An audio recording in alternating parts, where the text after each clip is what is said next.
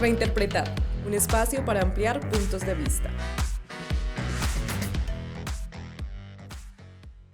Hola a todos, bienvenidos a este episodio de Reinterpretar. Hoy me acompaña una mujer que tiene una historia increíble y que además hace mucho por las mujeres latinas en Estados Unidos. Ella es Elizabeth Estrada. Elizabeth, hola, ¿cómo estás? Hola. Bueno, tú eres the New York Field and Advocacy Manager for the National Latina Institute for Reproductive Justice. Esto es big.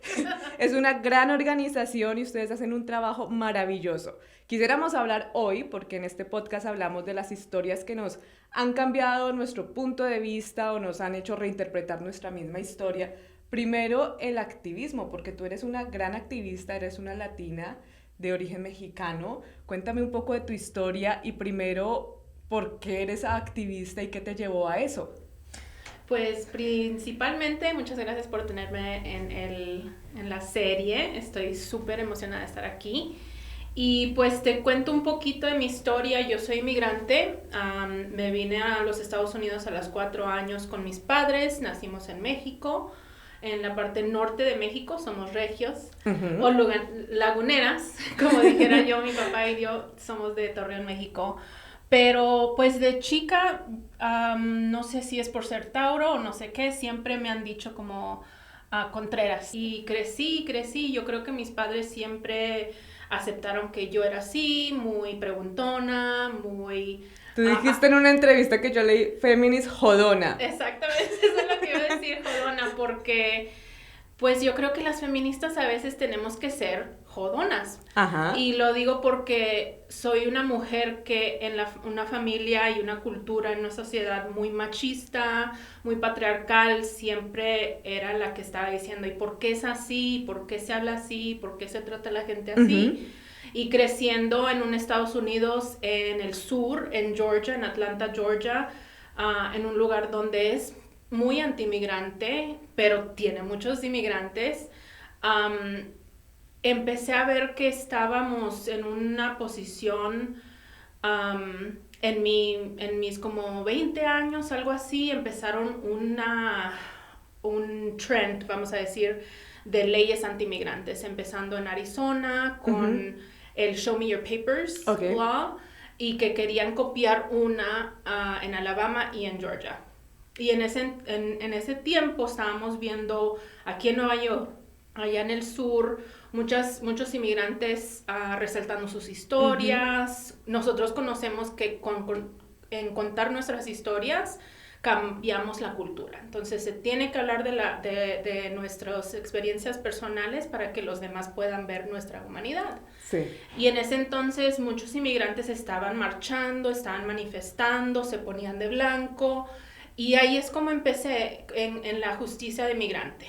Y empecé a organizar con organizaciones en Atlanta que estaban liderados muchos por mujeres. Las que iban eran las mujeres. Sí, es maravilloso el activismo migrante acá y un poco lo que hablábamos antes de iniciar el podcast.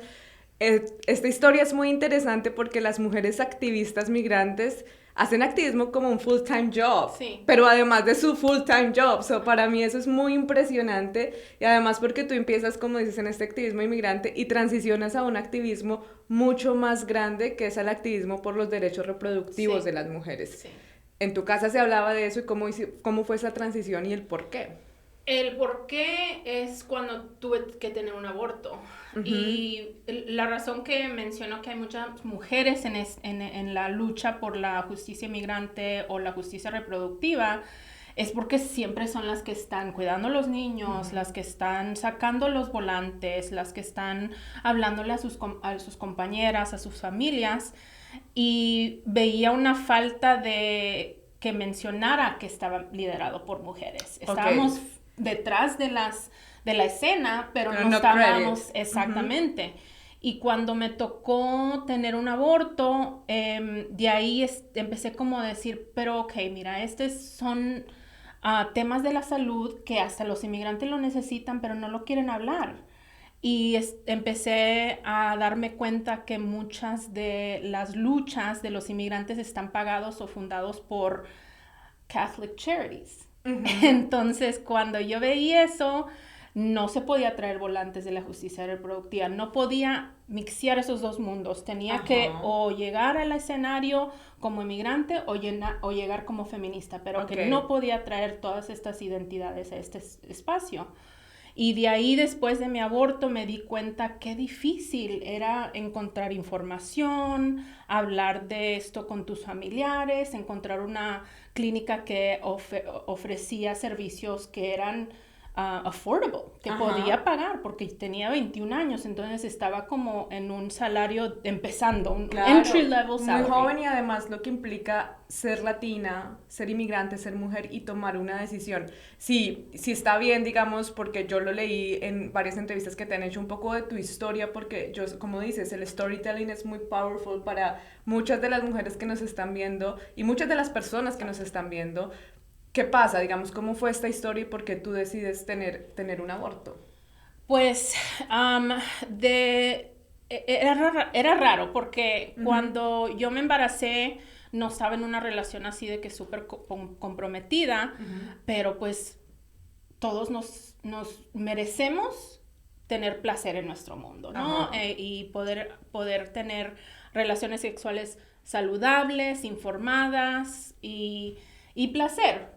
No es lo que nos enseñan de chicas, no, pero el placer es feminista definitivamente. Exacto, y hablar de placer, ¿no? Entonces, y yo me pensé muy acá de que sí sabía de la salud reproductiva y porque mi mamá era muy abierta conmigo, mis padres, cuando me bajó mi regla, mi papá me dijo, felicidades, mijita, ¿cómo te sientes? Me habló de mí.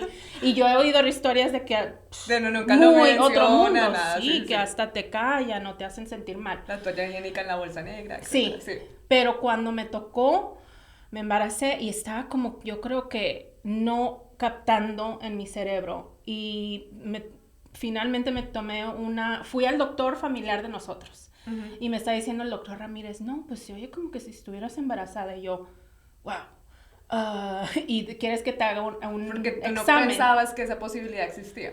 Y por mensa, la verdad, porque estaba teniendo, en ese sentido sí usamos un condón, pero no estábamos usando condón, y te digo exactamente cómo me pasó, pero en el doctor, en esa sala con el doctor, ahí empezó el estigma, porque yo dije, no, doctor Ramírez, muchísimas gracias, yo creo que voy a ir a mi casa y voy a ver cómo le hago, porque supe que si hago un examen, tengo un comprobante que sí estaba embarazada, el doctor Ramírez la próxima vez que vaya, no, pues ¿cómo te pasó? ¿Qué te fue? Claro, ¿O qué es otra? así. Y luego el doctor Ramírez me va a juzgar, entonces dije, no, mejor no. Hablé con una amiga, me hice el examen y de ahí tuve que decidir. Y yo, mucho antes de eso, yo pensé que yo iba a saber lo que iba a hacer, pero fue difícil mi primer aborto. Decidir que no quería ser madre, que no estaba lista. Claro. Entonces decidí, y no fue, como te cuento, no fue fácil encontrar información. Tuve que sacar el libro Yellow Pages y de ahí tampoco no se encontraba mucho. En ese entonces eran los 2000s, entonces ni había Google, era Ask Jeeves, ¿no? Y ahí encontré una clínica que me quedaba como 1 hora de mi casa. Tuve que pedir el día off. Mi aseguranza en mi trabajo no me cubrió ese servicio, porque pues muchas no, especialmente en el sur. Pagué de mi propio bolsillo $535. En ese entonces. Y toma en cuenta, tenía 21 años, entonces no estaba haciendo acá mucho dinero. Y trabajaba por mi tía. Y ella, ¿no te sientes bien? Y yo, no, tía, mañana nos vemos. No, y le contó a mi mamá, ¿qué tiene la niña? No, es que no me siento bien. No. Y luego ella llegó, y le tuve que contar a mi mamá, pero no le quería contar. Claro. Pero la presión del secretismo es un estrés adicional al estrés emocional de tomar una decisión así. Exactamente. Y te digo que mi familia no es conservadora, es liberal, pero aunque sabía que nunca sabes, porque las opiniones de los demás por la primera vez estaba entendiendo que lo internalizas el estigma, internalizas el juzgamiento y empiezas a pensar que estás haciendo algo mal cuando sabemos que el aborto es el cuidado de salud, punto. Sí. Pero tuve que ir con 2 amigas. Y te digo que porque ahora sé que las clínicas de aborto reciben mucha violencia, son como targets de violencia. Ajá. Entonces, cuando encontré la clínica, fui al edificio y el edificio no era de que doctor X o clínica X. No tenía ni nombre, las ventanas estaban negras para que no pudieras ver adentro y había una espera de 7 horas. ¡Oh, Dios! Porque muchas veces doctores que hacen abortos tienen que venir de otros estados o tienen su práctica principaria y luego van a clínicas y ofrecen ese servicio. Y ese es uno de los días donde el doctor estaba desde la mañana hasta en la noche, un día. Entonces habían como 30, 40 personas en la sala de espera y como me iban a ceder, ajá, tenía que tener alguien que me manejara. Claro. Después no podía manejar yo sola. Entonces vino en shifts, vino mi primera amiga, Susan, y luego vino mi segundo amigo, Justin. Ajá. Y recuerdo tanto el humor de Justin porque en ese cuarto, en esa sala de espera, era un silencio, era un como, se sentía la vergüenza que teníamos, el shame. Wow. Y porque pues lo internalizamos, claro, como lo digo. Sí, incluso, sí, exacto, pese a que ibas a hacerte un procedimiento que tú querías, era como todo el contexto tampoco te ayudaba mucho para dejar esa culpa atrás, no hubo alguien amigo que te dijera como, mira, esto es muy normal, del staff me refiero. Sí, no. Y mis amigas me decían, yo te apoyo lo que tú quieras. No me decían, ay, no debes de hacer esto, no debes de hacer lo otro. Ellas me decían, tú haz lo que necesitas hacer para ti. Y aquí estoy, lo que necesitas. Ajá. Pero Justin, de que mira el Kardashian en las entonces me trajo como un poquito de humor, claro, me levantó un poquito el humor. Te distrajo. Sí, y eventualmente entré, hablas con la counselor y te dice, no, pues te preguntan unas cuantas cosas, te pregunta si necesitas hablar con alguien después. Y le dije, sí, claro, sería bueno hablar con alguien. En ciertos estados en ese entonces en Georgia no teníamos la ley donde si haces el sonograma, te forzan en unos estados mirar el feto. Ajá. O me imagino que es también como una medida coercive, no sé cómo decirlo en español, como para que cambies. Para disuadirte un poco, para persuadirte que cambies tu idea. Sí. Exactamente. Pero en ese entonces no me dio la opción de mirarlo, ni me dio la opción. Y luego fui a otra sala de espera y en esa sala de espera habían personas que habían tomado ciertos medicamentos donde que ayuda a que hagas dilation. Ajá. Te dilata, ¿no?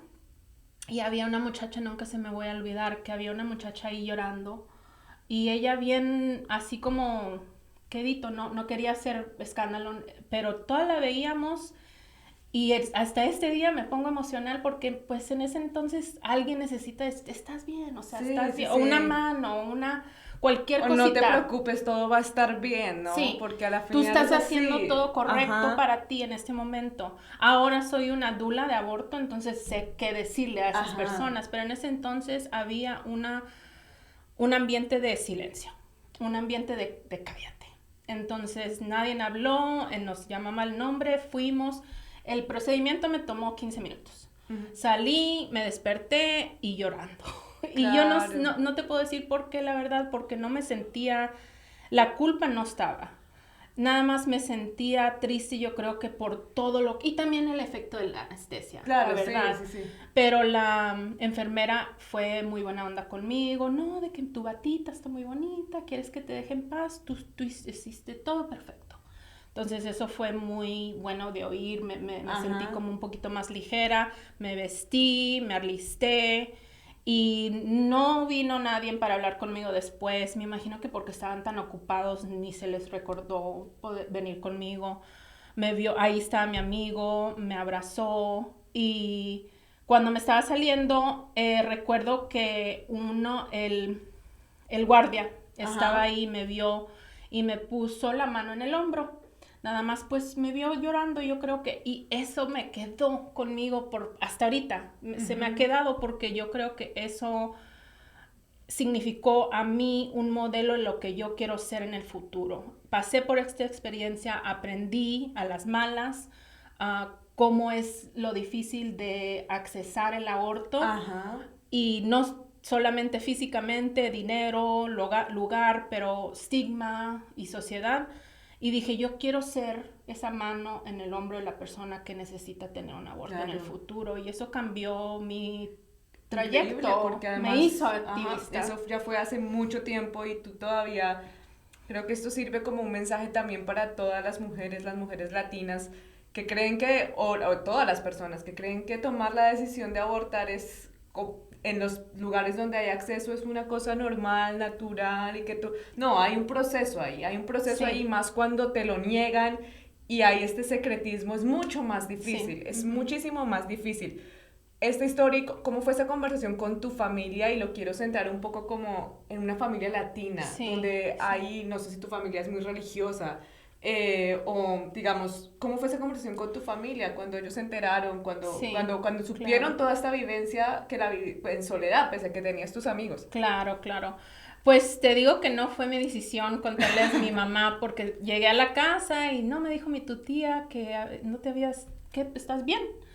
Y yo le conté a mi mamá porque mi mamá siempre ha sido muy abierta, muy bien cool. Ella le encantaría que le dijera la cool mom, porque es una cool mom, es muy chida, a mis amigos le encantan salir con ella siempre. Nice. Pero yo le conté y le dije, mira mamá, ando un poquito enferma, pero no es porque tengo gripa ni nada, es que tuve que tener un aborto hoy, acabo de llegar y yo así bien normal. ¿El mismo día? Ahí mismo, porque llegué a la casa y pues, ¿por qué no fuiste a trabajar? Y le conté. Y mi mamá, oh my God. O sea, se quedó muy impactada y me empezó a tratar muy delicadamente. Y porque para ella y su generación era como que, wow, lo más triste del mundo que puede pasar. Y hasta ahorita oyes esa generación diciendo, lo más difícil en el mundo. No es tan difícil para todos. Mi primer aborto fue difícil, pero por la sociedad y por el costo. Pero le conté y le dije, mamá, nada más quiero que actuemos como si nada hubiera pasado. Fui al doctor y ya, estoy bien, completamente bien. Ok, mijita, pero mi mamá también es cool, pero es bien emocional. Entonces llora por Madre el latina, comercial. Claro, obvio. Madre latina, sí. De Campbell's. O sea, el comercial de la Coca-Cola con el oso llora. Pero entonces me encanta, pero me trató muy con mano de seda y le dije, mamá, nada más yo quiero actuar como si nada hubiera pasado. O sea, quiero ya pasó y ya. Y de ahí yo creo que ella lo entendió y no le dije a mi papá. Años después, estábamos mi papá y yo en el carro y él me estaba ayudando al lugar buscar un apartamento. Y andábamos y estábamos como bonding, y estábamos como y hablando muy bien, y estaba muy fluida la conversación, y me sentí abierta y vulnerable, y le dije, le voy a contar. No fue. Sí, o sea, lo recibió como que, oh my God, o sea, hasta me dijo, mataste a mi nieto. Oh, wow. Y yo, ay, no manches, como dijimos en México, no manches, no para tanto, ¿no? Se le bajó ya el inicio y ya dijo, pues no, o sea, no hubiera querido eso, pero pues es tu cuerpo, o sea, yo apoyo lo que quieran las mujeres, apoyo el aborto si eso es lo que tú quieres. Sí, pues le dije, pues ya pasó, o sea, ya varios años, ya pasó. Y de ahí empecé todavía en secreto, todavía como no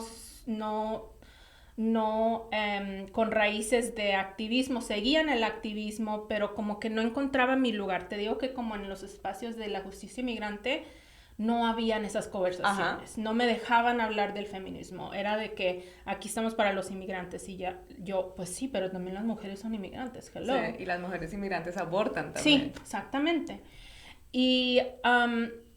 Pero encontré al Centro Feminista en Atlanta. Y empecé a ser voluntaria y de ahí nació un grupo que se llama Lifting Latina Voices, levantando las voces latinas, los cuales era un programa nuevo y un modelo de promotoras de salud, como lo tienen aquí, Sí, sí. Y creo que es de Colombia inicialmente. Sí, promotoras de salud, sí. Salió de Colombia, entonces. Es bien colombiano, sí. Exactamente. No sé si nació allá, pero sí, sí, he escuchado, es muy famoso allá. Sí, y la idea es que las promotoras se certifiquen basado en un currículo y puede ser de la salud sexual y reproductiva, puede ser de la diabetes, puede ser de lo que sea. Ajá. Que sea de la salud. Y como eres de esa comunidad, la gente de tu comunidad lo tiene oye. Confianza, claro, sabe quién eres tú, sí. Van a oír el mensaje más abiertamente y van a captar, interesar y quizás cambian las maneras de ser, los paternos. Ajá. Y ahí me abrió el mundo porque yo dije, wow, yo creía que sabía mucho, pero no. y como decías tú, yo tenía mi full-time job. Yo trabajaba en State Farm, full-time, y salía de ahí, llegaba a Feminist Center y desde las 6 hasta las 10 estudiábamos. Nos certificamos, nos graduamos y de ahí empecé a ser una promotora sexual y reproductiva. Y ahí empezó mi professional feminist career, como digo, mi carrera profesional feminista. Y desde ese entonces no he parado de joder. No has parado de joder, de ser una jodona. Sí, sí. Con toda la razón. Tú hablaste de tu primer aborto. ¿Tuviste más abortos después? Sí, okay. Sí. El primero fue en Georgia. Y la razón que lo resalto porque los dos estados son muy diferentes. Entonces estamos hablando de... En Georgia están restringiendo el aborto. Sí. Trataron de pasar y en efectivo pasaron una prohibición de las 6 semanas. Ajá. La mayoría de las personas ni saben que están embarazadas las 6 semanas, ¿no? Y acá, en Nueva York, era completamente diferente. Yo estaba en una relación, tenía una pareja, vivía con él y tenía 34 años y cuando me di cuenta que estaba embarazada, yo ya tenía una cita para anticonceptivos internos, una IUD. Sí. Y les llamé y les dije, mira, ¿sabes qué? Voy a tener que reschedule, sí, y hacerme un aborto. Ah, no, súper. Ningún silencio ni nada. Ajá. Ellos de que, no, sí, vente para acá, te cambiamos el procedimiento y todo, muy bien. Llegas, me mandaron una prescripción para que tuvieran como pastillas de dolor. Entré, no tuve que hacer mucho. En ciertos estados en Georgia ahorita no recién, pero en ciertos estados te hacen ir a hacer una examinación y regresar 48 horas después. Sigue siendo esos atentos de que te arrepientas. Sí, de que lo pienses, de que lo pienses. Estás muy segura, sí, ok. Pero lo malo de eso es que crea barreras, porque si uno tiene que pedir el día en el trabajo, claro, es un día sin trabajo, sin dinero. La mayoría de las personas que están teniendo abortos en los Estados Unidos ya tienen hijos. Ya tienen hijos, entonces es una barrera. Barreras. Total. Entonces, pero luego me atendieron, era en mi doctora regular que yo iba para mis anuales. Ajá. Y muy, muy diferente, muy diferente. Me sentí hasta empoderada. Ajá. Porque, mucha gente va a oír esta historia y va a decir, ay, o sea, ¿cómo te puedes sentir empoderada por un aborto? O sea, debe ser algo difícil. Sí es para ciertas personas y para otras no. Ya en ese entonces yo estaba trabajando en justicia reproductiva por ya como 7, 8 años. Me sentí empoderada, tenía como el apoyo de mi pareja. Y fui rápido, no me cedieron esa vez. Fue porque no es sí, mucho dolor. Es como si tuviera el primer día de tu regla. Y salí, después me fui a comer comida mexicana y una cervecita. Claro, ¿no? Y es como el empoderamiento sí, de poder decidir sobre tu cuerpo, sí, ¿no? Es como que creo que cada vez que uno como mujer tiene la posibilidad de tomar una decisión que es como por mi placer, por mi vida, es un sentimiento que solo algunas personas conocemos de me estoy empoderada porque tomé una decisión sin eso, sin la vergüenza, sin el secretismo, sin el qué dirán, sin el querer quedar bien con otros, ¿no? Porque a las mujeres, especialmente en la cultura latina, nos enseñan a quedar bien, hay que quedar bien, hay que ser la niña buena, hay que estar siempre bien ante la mirada masculina. Exactamente. Y empoderarse creo que significa eso. Tú has estado muy cerca de las mujeres latinas, de las mujeres inmigrantes que viven acá, y has podido ver, digamos, durante todos estos años y oír sus historias, imagino. Sí. Hace un año que pasó lo de Roe versus Wade, ¿qué has visto, qué has escuchado, cuál ha sido esa transición y qué pasa ahora entre la comunidad latina y las mujeres latinas? ¿Cómo está el tema del aborto? ¿Qué has visto? Sí. ¿Cómo ha cambiado? Te voy a decir una cosa, que el silencio, esa necesidad, eso es lo que le imponemos a la mujer de ser buena onda, de ser calladita, de ser bonita, eso sigue. Sí. La confusión entre qué es legal y qué no es legal ha estado desde que tuve el aborto, desde antes de Roe v. Wade, y hasta después. Y te voy a decir una cosa, que para las mujeres inmigrantes Roe v. Wade no fue acceso, no se traduce a acceso al aborto. Porque si no tienes papeles, si no tienes un seguro social, unas clínicas, unos doctores no te van a aceptar. ¿Y cómo vas a poder inscribirte a Medicaid si eres una persona indocumentada? En Nueva York tenemos unos programas mucho mejor, muchos beneficios donde puedes inscribirte al Medicaid, pero en Georgia, no. Si eres indocumentada, hay muchos estados. Pero lo que vemos que si ese era el presente antes de Dobbs, antes de la decisión de quitar ese derecho, después es hasta peor. Claro. Porque reconocemos, tú estás en comunicaciones, entonces entiendes que las personas inmigrantes, si no tienen acceso lingüístico a información de la salud, lo cual si en tu propio idioma es difícil de entender ciertas cosas porque vienes la aseguranza y de que el salud y que los nombres y de que es difícil entender si sabes el idioma, si no lo sabes es hasta peor. Entonces no te puedes empoderar con información si no entiendes lo que estás leyendo, si no viene en tu idioma. Estamos viendo también un ataque en los medios sociales donde están enfocándose en comunidades latinas o comunidades que no hablan inglés para la malinformación. Claro, para estigmatizar. Estigmatizar y confundir y mentir, la verdad. Porque es malinformación y luego es disinformation. Malinformación es lo que te pasa a la tía de que mira, vi estadística. Y yo, pues, tía, pero no puedes creer cualquier cosa, te mandan en el WhatsApp, o sea, no, tienes que checar, asegurar que todo está bien.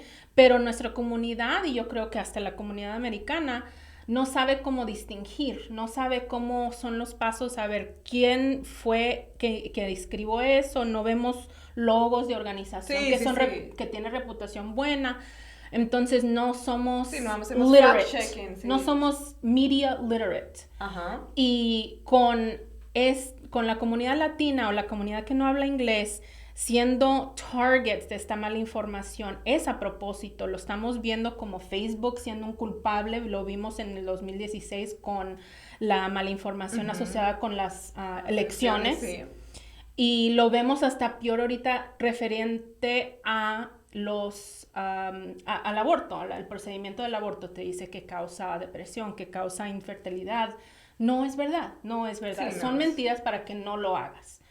Y yo digo, o sea, pero ¿por qué lo que yo hago te molesta a ti?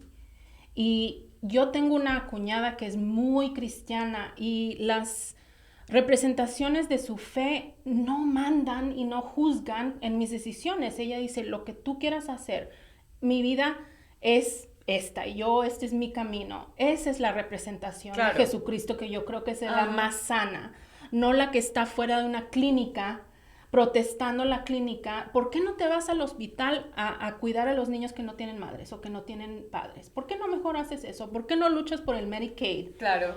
Pero no, estás aferrado ahí a rezar enfrente de una clínica y hacerle acosamiento, a estar acosando a los pacientes que están entrando a la clínica. Y lo digo porque soy también una acompañante en las clínicas que ayuda a la gente a entrar, porque hay tantas personas que manifiestan afuera que son antiaborto, que están gritándote y fotos de fetos así raras que no tienen nada que ver para hacer un escándalo, para hacerte sentir mal.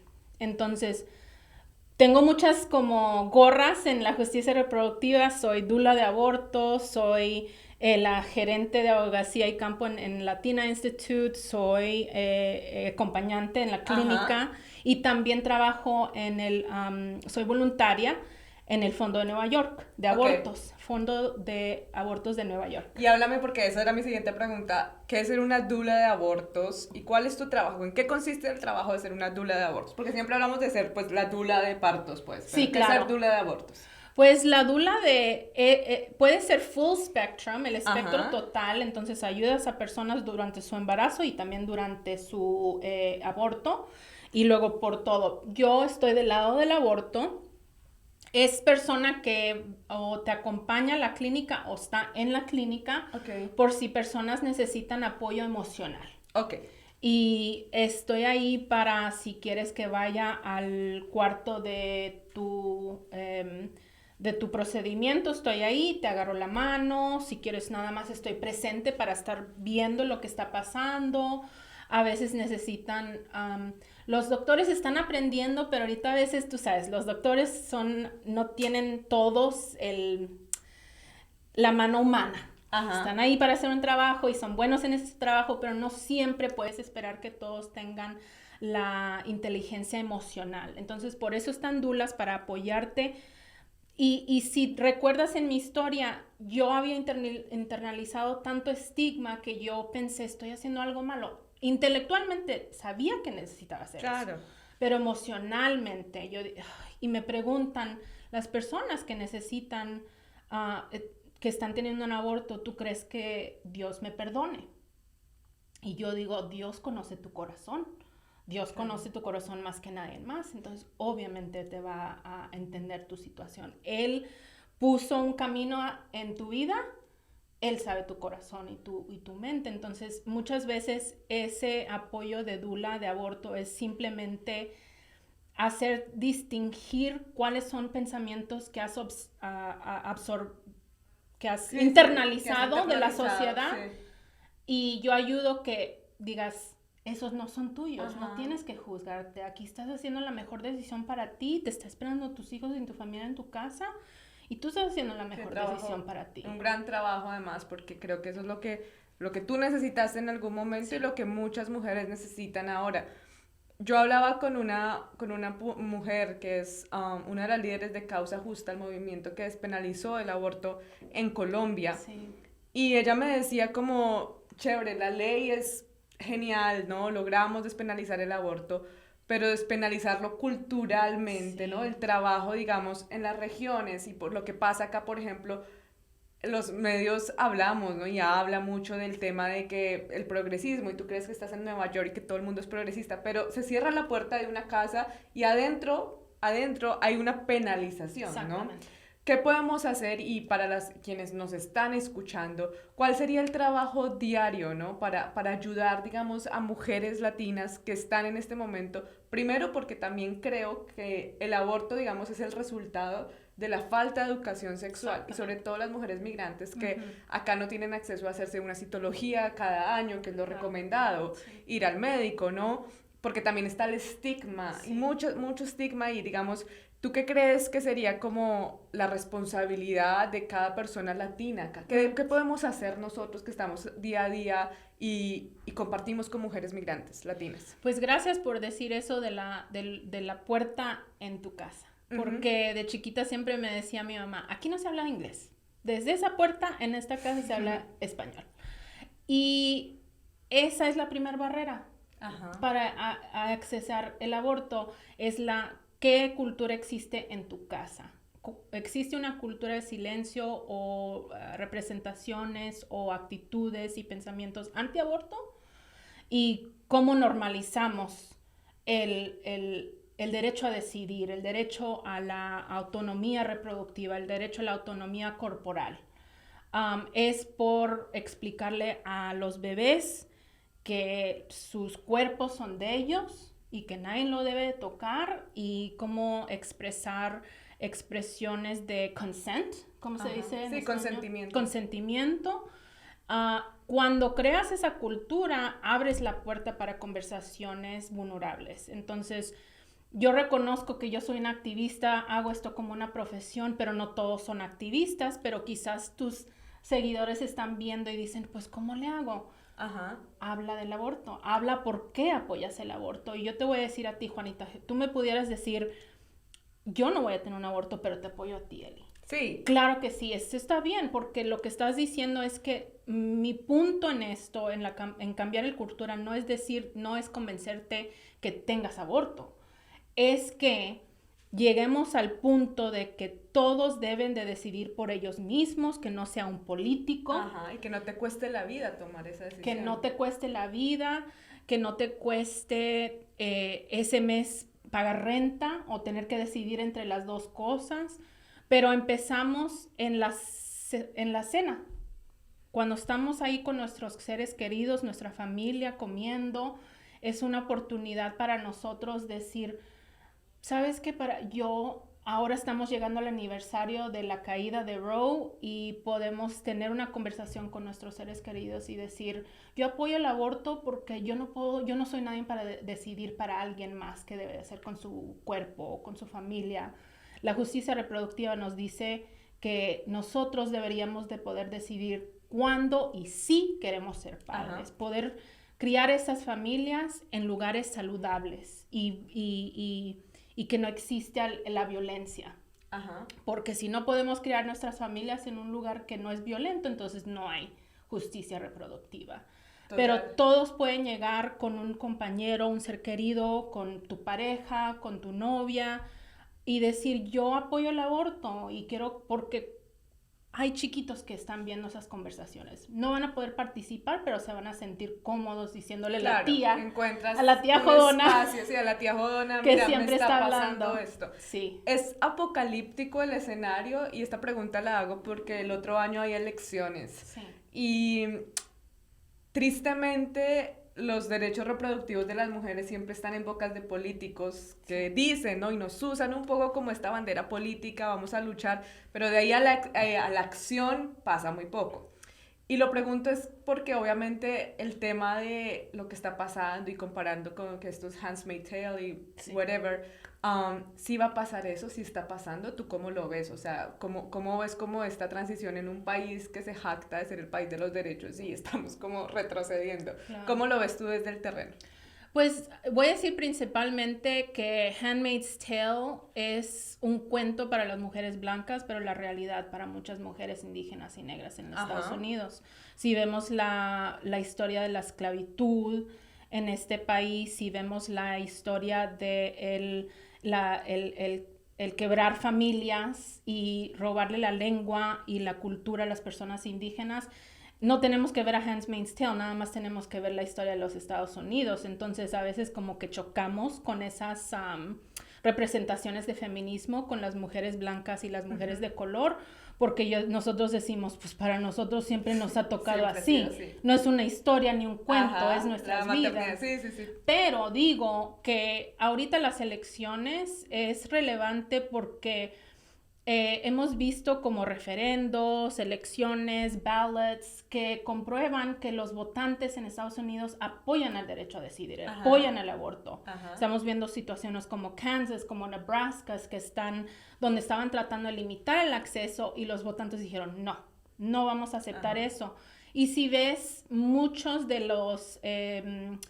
las encuestas de los votantes, todos dicen, no estamos de acuerdo que la Corte Suprema haya quitado a Roe v. Wade, porque lo apoyan, es popular el aborto, aunque no lo queremos decir, es popular, porque cuando nosotros cerramos la ventana en nuestro ballot box, votamos por el aborto y lo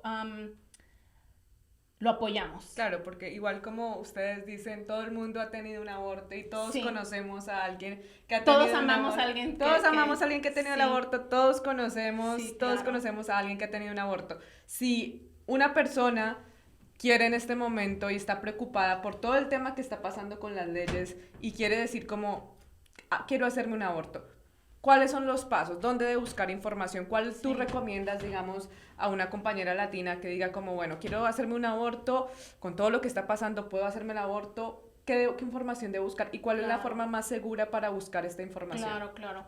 Depende de qué estado. Ahora te voy a decir que no soy abogada. Ajá. Nada más te puedo decir, por lo que sé, en países como Texas, donde están siendo criminalizando, Florida, es difícil porque estamos viendo que hasta una búsqueda de información están criminalizando eso. Entonces, pero si conoce a alguien que necesita accesar el aborto, la primera barrera es costo. Entonces mucha gente está diciendo, pues, ¿cómo puedo pagar? Vete a nnaf.com o .org, perdón, nnaf.org, donde son los fondos del aborto. Okay. Y es nacional, es una organización que tiene estados, hay fondos y liderados por muchas voluntarias, no son pagadas las personas. Pero en cada estado tiene su propio fondo. Te digo que en Nueva York tenemos el fondo de Nueva York, hay fondos, y en estados donde no hay acceso o está criminalizado o completamente prohibido, ayudan a que viajes a otro estado a poder accesar un aborto. Entonces, ese sería el primero, porque reconozco que muchas personas no pueden pagar. Entonces, esa es la primera barrera. ineedabortion.org también. Vete a Latina Institute. También tenemos redes en estados en el Valle del Río Grande, en Houston, en Miami, aquí en el Bronx y en el norte de Virginia. Somos una organización de abogacía, pero también somos conectadores. Entonces te podemos conectar a un proveedor que puedes, hacer una examinación. Y en el Bronx, obviamente, nosotros somos socios con Dr. Emily's, que es una clínica de aborto, la única clínica de aborto en el Bronx que sirve... Que hacen un gran trabajo. Exactamente. También. Y la verdad te digo que esa clínica, nunca he visto un esfuerzo tan duro para conectar con la comunidad, para ofrecer servicios que son lingüísticamente accesibles para la comunidad latina, pero no solamente la comunidad latina, también tenemos una comunidad muy asiática o bengali de otros, y son muy abiertos y bien buena onda. Les vamos a dejar toda esa información a ustedes por acá. Y también, ya para finalizar y para cerrar, quisiera un poco como que cuando uno está hablando de aborto y está debatiendo de aborto, se encuentra con estas personas que es como, no, vas a asesinar niños, no, todas estas respuestas. ¿Tú eres partidaria de responder a todas estas cosas y esos ataques en redes sociales cuando te dicen eso? ¿O callar y seguir con la vida? No, yo guardo mi energía, mi amor para las personas que entienden la humanidad en cada persona. Entonces, que no juzgan. Las personas que están en medio, las personas que están no voy a gastar mi tiempo porque sé que no voy a convencerlas. Y te quería adicionar una pregunta a eso porque lo pregunté antes, pero con este cambio de Roe versus Wade, digamos, el tener aborto no tener acceso a un aborto seguro es un problema nacional, pues, de salud, es un problema de salud. Es una crisis de salud. Es una crisis de salud. ¿En qué situación, digamos, y si me puedes ampliar un poco el por qué es una crisis de salud para las personas que no conocen mucho y se están enterando de este tema o quieren saber más de este tema en el momento en que quieran hablar del tema? Claro, pues te digo que lo definimos como una crisis porque cuando lo pones muy simplemente, nadie debería de ser forzado a tener hijos. Nadie debería de ser forzado a cargar un embarazo que no quiere, y en ese sentido se me hace muy fácil entender que todos merecemos el derecho a la autonomía corporal, a decidir por nuestro propio cuerpo. Si alguien quiere tener una vasectomía, si alguien quiere tomar esas drogas para que si tienes... como si no la puedes parar. El Viagra, sí. El Viagra. Sí. Si tú puedes decidir eso, todos deben de tener el mismo derecho a decidir por nuestros propios cuerpos. Entonces, para mí es muy fácil entender que nadie debería de ser forzado a tener un embarazo que no quiere tener. Nadie sabe las circunstancias en la vida ajena. Y como yo soy de México, siempre me gusta hablar de Benito Juárez, que él decía, el respeto ajeno es la paz. Y eso me guía porque yo digo, no puedo juzgar la vida de otro porque no sé y no camino en los pasos de ellos. Lo único que podemos hacer es quedarnos calladitos y dejar que la gente... Y respetar. No tenemos que agree. Ajá. Pero no podemos decirle al otro, no hagas eso con tu cuerpo, porque Totalmente. no sabes. Yo crecí en Latinoamérica y estudié en un colegio femenino de monjas y siempre me acuerdo del video antiaborto que nos ponían del niño gritándole a la mamá. Y después, futuristamente, la madre tenía pesadillas con el aborto. ¿Cómo es tu vida ahora? Porque tú estás muy feliz haciendo ese activismo y para la gente que tiene todos esos estigmas, ¿cómo es tu vida ahora? Y los que quieran contactarte como Dula, ¿qué tienen que hacer? Pues no tengo sitio de web profesional ni nada, apenas estoy empezando en sí, estoy empezando como una relación con Dr. Emily's, pero soy feliz porque lucho por las cosas que me importan, porque si yo pude convertir mi vida en esa mano que me ayudó a sentirme mejor ese día, y por eso estoy feliz, porque dije, pues me pasó algo que me cambió mi vida por el estigma, por toda la experiencia, y hice mi vida algo para ayudar a otras personas. No fue el aborto, fue la experiencia. Fue la experiencia. Haciéndote el aborto. Y yo estoy súper como, me siento grateful, me siento muy bendecida por poder haber accesado al aborto, por poder saber toda esta información y pasarla a otras personas. Y otra vez quiero repetir que no estoy aquí para convencer a otros que tengan un aborto. No estamos aquí para eso, ¿no? Estoy nada más compartiendo mi historia porque espero que lo vea alguien y que diga, no, pues no está tan mal, o sea, sí voy a poder. Y muchas personas han tenido abortos y han después convertido en madres, han tenido sus propias familias y siguen luchando por el aborto porque fue ese aborto inicial que la dejó a ser madre más tarde. Entonces, para mí, yo digo, voy a seguir de jodona, feminista. Sigamos jodiendo. Pero también soy una persona que tiene la compasión para decirle, lo que tú decides, yo estoy aquí para apoyarte. Totalmente, totalmente. Te agradezco muchísimo, Elizabeth. No sabes lo rica que ha sido esta charla, tenerte aquí. Y si quieres agregar algo más, esta es tu oportunidad, pero vamos a agregar todas tus redes abajo cuando publiquemos este episodio. Y a ustedes muchas gracias por acompañarnos. Recuerden que nos pueden seguir en @re.interpretar en Instagram. Y muchas gracias a P&T Knitwear Studios que nos permite usar este estudio en el Lower East Side. Muchas gracias, Elizabeth. Muchísimas gracias. Bye. Adiós.